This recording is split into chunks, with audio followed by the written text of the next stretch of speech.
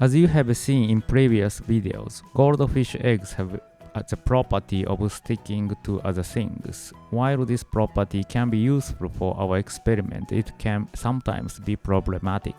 Therefore, in our laboratory, we use various tools and reagents to solve the problem and make it possible to observe embryonic development. Healthy fertilized goldfish eggs are transparent and embryonic development progresses smoothly and hatched. However, some eggs die on the way. This whitish egg is a dead egg. Leaving these eggs for a long time can cause bacteria and fungus to grow. In that case, healthy eggs will die due to the bad water quality and fungus infection, so we have to remove them immediately. At that time, I use this tungsten loop to remove dead eggs from the dish. This dish is coated by green tea, so the goldfish eggs do not stick so strongly, and you bring the tungsten wire between the eggs and the dish, and move it slowly like this. The egg will come off the dish.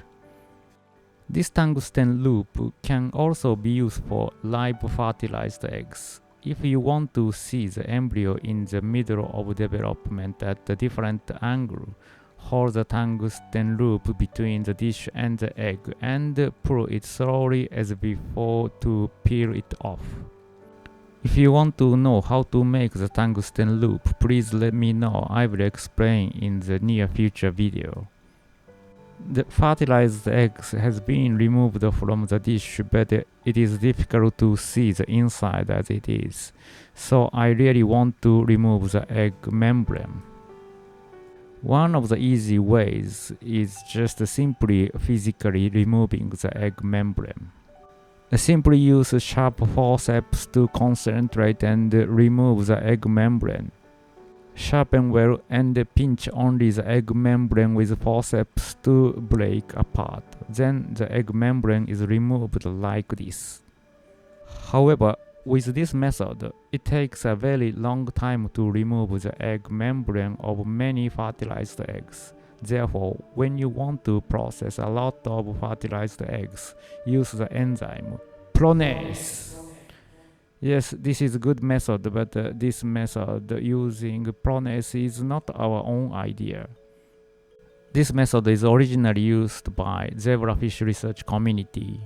Zebrafish is a very small fish native to India that is strong and often found in tropical aquarium fish stores.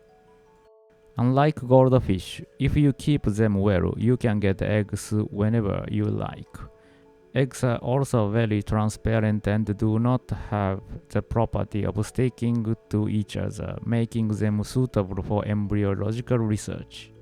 Therefore, there are many researchers who are doing research using this animal, and new technologies will be developed by researchers. Also, goldfish and zebrafish belongs to the same carp family, so they have a lot in common. In that case, there are many technologies that can be used as they are, so we often refer to the zebrafish experimental method. This pronase is purchased in powder form in our laboratory and used by dissolving in E3 buffer. The composition of this E3 buffer is like this. Next, use the tungsten loop to remove the egg from the plastic dish and transfer them to a small plastic dish coated with 0.5% agarose gel. The agarose gel provides a gentle surface for handling the goldfish eggs. Add pronase and wait for a sufficient time, typically 5 to 10 minutes, depending on the condition of the eggs. Observe under the microscope to determine the optimal condition. The egg membrane will gradually dissolve.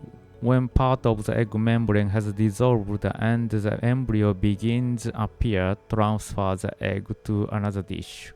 This dish contains an E3 buffer without pronase to prevent pronase activity. Next, gently pipette the E3 buffer to mechanically remove the egg membrane.